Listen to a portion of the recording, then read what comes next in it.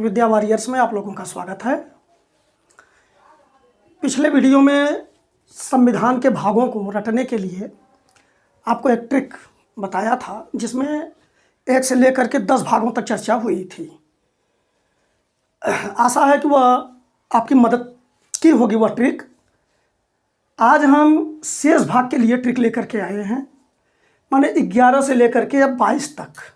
इसे सरल ढंग से हम कैसे याद कर लें, किन भागों में किस चीज़ का वर्णन है, किन विषयों का वर्णन की पर जो है व्यवस्था मिलती है, उसको समझेंगे। लेकिन अब एक एक क्रम से याद करना बहुत कठिन होता है, इसीलिए तो ट्रिक की ज़रूरत पड़ती है। आप इसको समझेंगे और ट्रिक की मदद लेंगे तो बड़े आसानी से आपको समझ में आ जाएगी। आइए तो पहले 1 से 15 तक के लिए ट्रिक देखते हैं। ट्रिक बहुत सरल है। जैसे आप व्यवहारिक जीवन में वाक्यों को बोलते हैं, उसी तरह के वाक्य मैं बनाने की कोशिश करता हूं, ताकि आसानी से रटा जा सके तार्किक ढंग से। जैसे अब देखिए, संघ राज्य संबंध के लिए, आप पूरा पढ़िए, जो वृत्ताकार भाग में दे दिया हूं इन सबको पढ़िए। संघ राज्य संबंध के लिए वित्त ने, अब मान लीजिए वित्त कोई व्यक्ति है समझदार, और वित्त वैसे भी भले जड़ है, निर्जीव है, लेकिन समझदार तो सबसे ज़्यादा है। जिसके पास हो जाए वही सबसे बड़ा समझदार बन जाता है। तो संघ राज्य संबंध के लिए वित्त ने राज्य क्षेत्रों के भीतर, अब भाई संबंध कैसे बनेंगे? जब कहीं व्यापार होगा, कुछ कमाई धमाई चलेगी, तो संघ राज्य संबंध बनाने के लिए वित्त ने क्या व्यवस्था किया कि उसने राज्य क्षेत्रों के भीतर व्यापार के लिए संघ राज्य सेवा व अधिकरण, मानो वो व्यापार बढ़ाने के लिए संघ और राज्य की जो सेवाएं हैं और जो अधिकरण है, अधिकरण आप समझते हैं, ट्रिब्यूनल जो गठित किए जाते हैं, तो इसमें प्रशासनिक और न्यायिक अधिकारी शामिल किए जाते हैं जो मामलों को सुनने के लिए। तो वही है, अधिकरण का निर्वाचन किया। अब आप इसको समझना कैसे है, आप 1-2 बार पढ़ लेंगे तो याद हो जाएगा, मुझे तो याद है। तो जैसे यहाँ करना क्या है कि के लिए, हेतु, ये सब वाक्य बनाने के लिए मैं लाया हूँ, उन सबको आपको काट देना है, और उनका प्रयोग वहीं किया गया है जहाँ एक भाग अलग हो जाएगा। जैसे समझिए, संघ राज्य संबंध, ये 11वें का हो गया, 11वें भाग में। के लिए आपको छोड़ देना है, वित्त ने को छोड़ देना है, यानी ये 12वें में आ गया, 12वें भाग में। फिर राज्य क्षेत्रों के भीतर व्यापार। अब राज्य क्षेत्रों के भीतर व्यापार का अर्थ हम समझ लेंगे कि भारत के राज्य क्षेत्रों के भीतर व्यापार। अब फिर हेतु, वाक्य को सही बनाने के लिए किया गया है, उसको आप काट दीजिए, ठीक है। तो यह 13वां हो गया, संघ राज्य सेवा व अधिकरण। अब संघ राज्य सेवा, इसमें से हम का काटेंगे और इसमें किया काटेंगे, ठीक है। तो संघ राज्य सेवा व अधिकरण, यहाँ आप ध्यान दीजिए। अब ये 14वें भाग में संघ राज्य सेवा आएगा, और वह पिछले ट्रिक में हमने बताया था कि वह मैं वहीं प्रयोग किया हूँ जहाँ उसमें कोई और चीज़ जोड़ दी गई है, क ख क करके। तो यहाँ एक क करके अधिकरण भी जोड़ा गया है इसी में। तो संघ राज्य सेवा ये 14वां भाग है, और 14 क है अधिकरण, और का निर्वाचन किया ये 15वां है। 15 भाग इस तरह से आपके तैयार हो जाएंगे। अब आप उसको पढ़िए और इनसे संबंध बनाइए, बड़े आसानी से सब याद हो जाएंगे।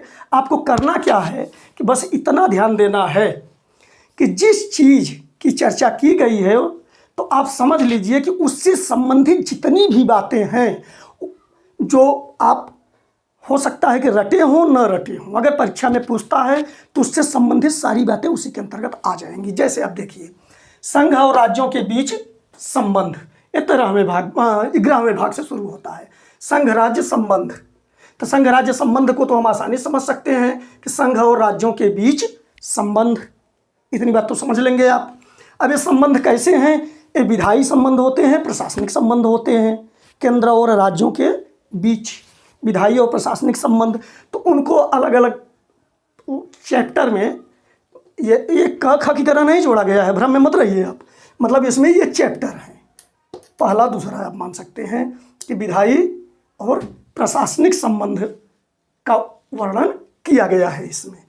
फिर संघ राज्य संबंध के लिए वित्त ने, अब वित्त माने आप जानते हैं, तो वित्त संबंधी जितनी, वित्त का वैसे अर्थ धन लेते हैं, लेकिन संविधान में वित्त विधेयक, धन विधेयक थोड़ा सा अलग टाइप की उसकी व्याख्या हो जाती है, लेकिन वित्त का अर्थ आप वही मान के चलिए यहाँ समझने के लिए। तो वित्त ने, यानी अब वित्त से संबंधित जितनी बातें आए आप समझ लीजिए कि वो इसी भाग में है।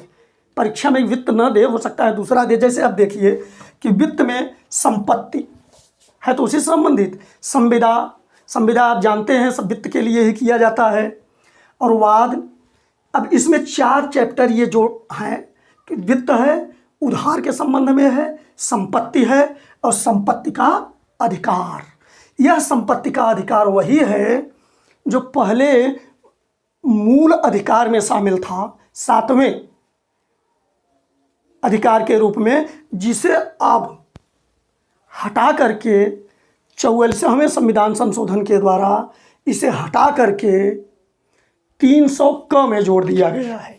300 क में इसे कानूनी अधिकार के रूप में रख दिया गया है, यानी संपत्ति का अधिकार अब केवल कानूनी अधिकार रह गया। तो जितने संपत्ति, वित्त, उधार सब मामले हों, आप जान लीजिए कि 12वें भाग में वित्त वाले में है। अब यहाँ से अगर वित्त रटे हैं तो सबको उसी में शामिल कर लीजिए, कहीं से भी पूछे, एक भी इसमें से उठाकर पूछे तब भी उसी में बता दीजिए आप, क्योंकि सब वित्त से संबंधित मामले हैं। आशा है इतनी बात आप समझ रहे हैं। अब राज्य क्षेत्रों के भीतर, अब अगले पे आप चले जाइए। अब यह 13वां भाग हो गया, राज्य क्षेत्रों के भीतर व्यापार। अब व्यापार हो गया तो वाणिज्य भी उसी में शामिल कर लीजिए, समागम भी शामिल कर लीजिए, सब उसी में आएंगे। तो व्यापार हेतु अब 14वें में आ जा रहे हैं, संघ राज्य सेवा। अब संघ राज्य सेवा को एक साथ बोल दिया, इसका मतलब हुआ संघ और राज्यों की सेवाएं, संघ राज्य सेवा। तो संघ राज्य सेवा में आप जानते हैं क्या क्या शामिल होंगी। संघ राज्य सेवा के अंतर्गत जो सेवाएं हैं और लोक सेवा आयोग है, लोक सेवा आयोग के अलावा भी सेवाएं हैं, वे शामिल होंगी। और लोक सेवा आयोग, तो लोक सेवा आयोग जो केंद्र के लिए कहा जाता है संघ लोक सेवा आयोग, और राज्यों के लिए राज्य लोक सेवा आयोग, उसकी चर्चा की गई है यहाँ पर, संघ और राज्यों के अधीन सेवाओं में। फिर वह अधिकरण हमने कहा, तो वह का मतलब हुआ उसी में कोई खंड जोड़ा गया है, तो ये जोड़ा गया क करके अधिकरण, इसी 14 क का वह आ जाए तो जान लीजिए उसी में जोड़ा गया है क ख करके। तो क अधिकरण। अब अधिकरण वही जो ट्रिब्यूनल गठित किए जाते हैं, हाँ, सुनवाई के लिए, उनसे संबंधित जो है व्यवस्था इसमें की गई है। और 15वें में निर्वाचन, अधिकरण का निर्वाचन किया। अब निर्वाचन तो आप समझ ही रहे हैं, निर्वाचन संबंधी व्यवस्था 15वें भाग में दी गई है। आशा है आप इसको अच्छी तरह से समझ गए हैं। आप इसको पढ़ लीजिए, रट लीजिए, यह आपकी मदद करेगा क्रम से याद करने में। और फिर अब बचे हुए भाग को लेकर के समझेंगे। इसका पहले आप लोग स्क्रीनशॉट ले लीजिए। आगे चलते हैं। अब 16 से 22 तक भागों में क्या व्यवस्था दी गई है उसके बारे में समझेंगे। एक सरल ट्रिक इसके लिए भी है। स्थान के अभाव के कारण पहले मैं इसे 11 से 15 तक का ट्रिक अलग लिखा था और फिर 16 से 22 तक अलग लिखा हूँ। आप चाहें तो इनका दोनों को एक में ले लीजिए, दोनों ट्रिक्स को, और इनकी सूची अपना एक में बना लीजिए, नोट्स बढ़िया। तो आइए 16 से 22 तक समझते हैं। बहुत सरल वाक्य में समझाने की कोशिश किया हूँ। कुछ वर्गों से संबंधित प्रावधान कर, अब कर को आप काट दीजिए जो बताते आया हूँ। राजभाषा में इसको काट दीजिए।